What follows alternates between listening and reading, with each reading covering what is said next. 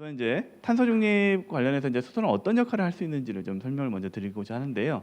우선 이제 수소 경제란 말부터 좀 설명을 좀 드려야 될 것 같습니다. 사실 우리가 지금 살고 있는 이 세상은 지금 현재의 우리가 이제 경제 활동을 하고 있는 이 시스템은 기본적으로 탄소를 가지고 운영되는 시스템입니다. 여러분들이 이용하시는 자동차라든가 또는 거의 대부분에 사용하고 있는 생활에 필요한 에너지들은 대부분 탄소, 석유나 석탄이라든가 심지어는 이제 요즘에 이제는 천연가스 여기서 많이 사용되는데요. 물론 이제 이런 자원들이 가지고 있는 좋은 기능적인 특징이 있습니다. 사실 활용하기도 좋고 저장하기도 좋고 취급하기도 좋다는 점. 그리고 사실 에너지로서는 사실 다른 에너지로 대체하기 좀 쉽지 않은 여러 가지 장점들이 많지만 단점은 이제 이걸 연소할 때 온실가스와 미세먼지가 나온다는 이런 단점이 있죠.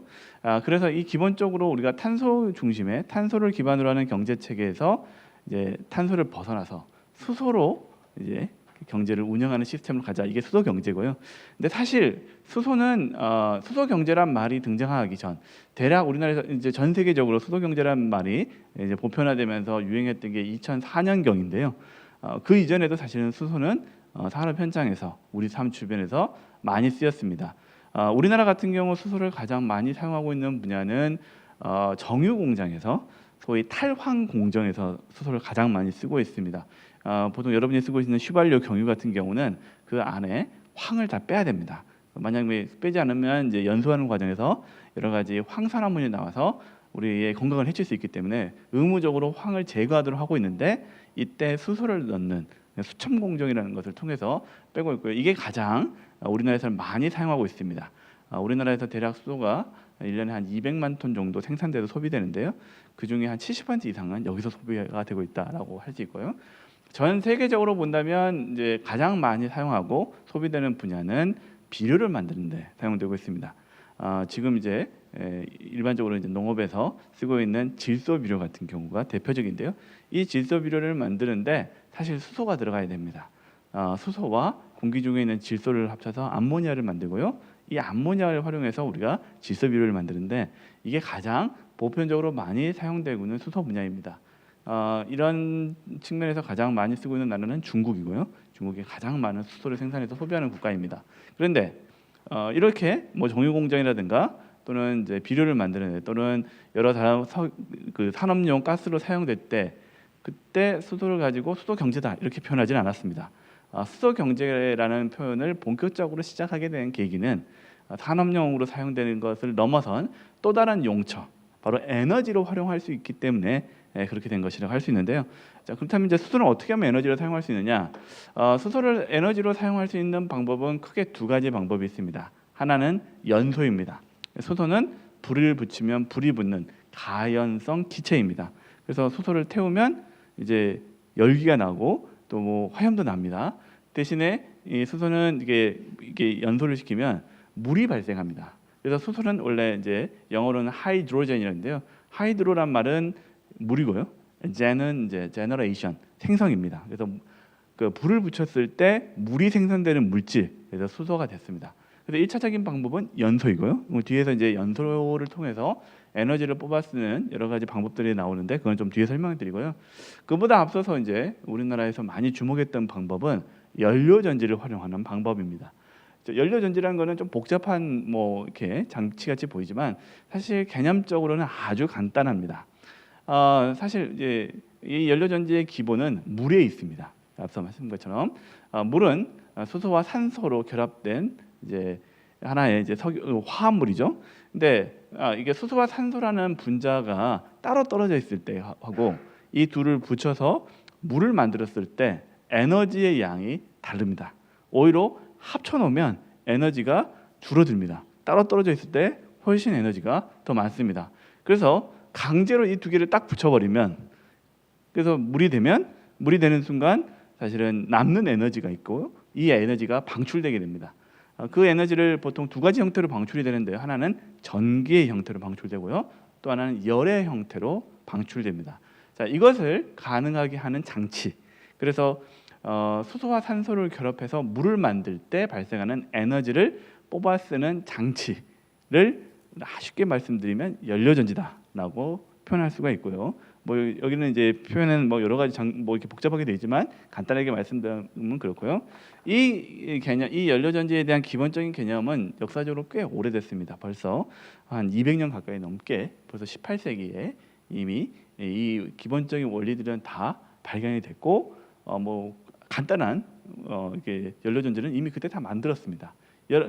여러분이 쓰고 계시는 전지라는 게 있습니다. 한번 여러분이 아마 가장 대표적으로 많이 쓰시는 전지는 아마 편의점 같은 데 가보시면 AA 또는 트리플 A 배터리가 있죠. 이런 그러니까 배터리가 전지죠. 이 전지입니다. 근데 이런 전지는 한 번 쓰고 버립니다. 일회용이죠. 이런 전지를 우리가 1차 전지라고 부릅니다. 근데 최근에 이제 여러분들 이제 스마트폰이라든가 노트북이라든가 여기 들어가는 전지들 있죠. 이 전지들은 여러분이 계속 충전하고 쓰고 충방전이 가능한 전지죠. 이렇게 충방전이 가능한 전지를 2차 전지라고 부릅니다. 근데 이 2차 전지 말고 새로운 종류의 전지, 물질을 넣어서 특히 수소라는 물질을 연료로 주입해서 전기를 생산되고 또 저장할 수 있는 전지, 그게 바로 연료전지입니다. 이 세 가지 종류의 전지는 다 18세기 초에 다 원리가 발견돼서 그때 이제 뭐 상용화까지는 어려웠지만 뭐 여러 가지 다 개발이 됐었습니다. 근데 이제 이 전지가 급격하게, 특히 연료전지가 급격하게 산업적 차원에서 의미를 가질 정도로 성장하게 된 계기가 있다면 우주 항공 시대가 열리면서부터입니다. 여러분 잘 아시겠지만 뭐 1969년에 인류는 이제 달에 사람을 보냈죠. 아폴로 11호를 쏴 보냈습니다. 그러면 그 아폴로 11호에 타신 분들 3명의 우주인들은 상당히 좀 긴 시간 동안 우주에 나가 계셔야 되는데 그곳에 있으면서 인간이기 때문에 기본적으로 물도 마셔야 되고요. 또 기본적으로 이제 우주선 내에 있는 여러 가지 계기판이나 이런 것들에 대한 전기를 공급을 받아야 됩니다. 근데 생각해 보니까 이런 것들을 따로따로 가져가면 무게도 많이 나옵니다. 이제 우주선은 가장 기본적으로 무게가 많이 나가면 안 되는데 무게를 아껴야 됩니다. 근데 생각해 보니까 기본적으로 이제 우주선들은 다 연료가 지금 이제 쏘아 올리는 연료는 대부분 두 가지가 같이 들어가는데요. 하나는 액화한 또는 고체인 수소입니다. 그러니까 수소를 연료로 보통 쓰고요. 왜냐하면 수소가 제일 가벼운 물질이기 때문에 그렇습니다. 수소와 산소를 가져갑니다. 산소와 수소를 이게 결합을 시켜서 연소를 시킨다는 것은 산소가 있어야지만 연소가 되기 때문에 산소를 같이 가져가고 연소를 시켜서 로켓이 날아가는 거거든요. 그러니까 잘 생각해 보니까 우주선에는 이미 산소와 수소가 있습니다. 그럼 뭐만 필요하냐? 연료전지를 가져가면 연료전지에 산소와 수소를 넣어서 거기서 전기나 열을 만들어서 계기판 돌리고 우주선 안에서 그 약간 난방도 하고 거기서 물도 만들어지지 않습니까? 그럼 물도 마시고 할 수 있는 다용도가 됐습니다. 그래서 우주 항공 분야가 비약적으로 발전하는 시기에 연료전지 기술도 상당히 빠른 속도로 발전했고요.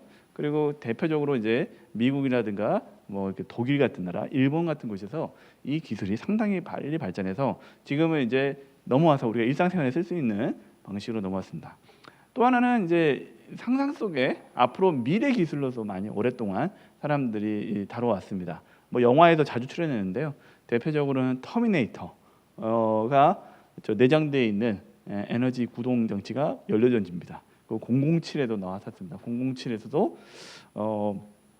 맨 마지막에 그 악당들의 기지를 폭파시켰는데 그 악당들의 기지도 연료전지로 돌아가는 기지였고요.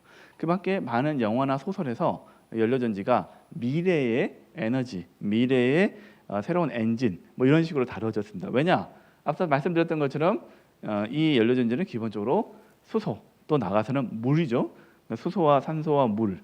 사실 말하면 물에 있는 에너지를 쓰는 거니까 물이란 게 사실은 우리가 식수는 좀 부족할지 모르지만 바다에는 어마어마한 양의 물이 있고 잘 활용하면 뭐 사실 거의 무한의 에너지가 아니냐라는 관점 때문에 오랜 세월 동안 미래의 새로운 에너지가 아니냐라는 주목을 받았었고요.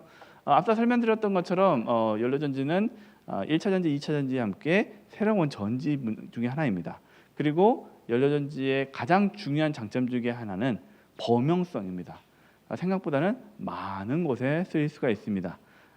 가령 연료전지는 가장 작게 만든 경우는 여러분이 스마트폰을 충전할 수 있는 연료전지 파워팩이 이미 개발되어 있습니다. 뭐 마음만 먹으면 이제 그거 쓸 수 있고요. 뭐 노트북도 마찬가지로 할 수가 있습니다. 조금 더 크게 만들면 차에다 실을 수가 있습니다. 그 차를 우리가 수소차라고 부르죠. 영어로는 이제 fuel cell car가 되겠죠. fuel cell EV라고도 부르기도 하고요. 조금 더 키우면 발전소 규모까지도 키울 수 있고, 그보다 조금 더 작으면 건물이라도 아파트의 보일러처럼 쓸 수도 있습니다. 다용도를 쓸 수 있는데, 가만히 보면 이 용도들은 대부분 뭐하고 겹치느냐? 우리가 쓰고 있는 2차 전지, 특히 리튬 이온 계열의 2차 전지가 지금 이 연료전지하고 쓰는 분야가 거의 비슷합니다. 쉽게 말해서 리튬 이온 계열의 배터리를 쓸 수 있는 모든 분야는 사실 연료전지로 대체가 가능한. 근데 지금 전 세계적으로, 우리나라도 마찬가지입니다. 리튬 이온 계열 배터리 사업이 엄청나게 컸습니다. 이건 지금은 현재 제2의 반도체라고 부를 정도로 상당히 큰 산업이 됐고요. 우리나라의 재계서열, 뭐 여기서 이제 말씀드리기 좀 그렇지만 1위 뭐 S그룹이죠. 2위 H그룹, 그다음에 뭐 또 S그룹도 있죠. 뭐 하여튼 1, 3, 4위가 있습니다. 이 대부분의 그 재계서열 높은 이 기업들이 다 지금 이 배터리 사업을 하고 있고 수출도 많이 하고 있습니다.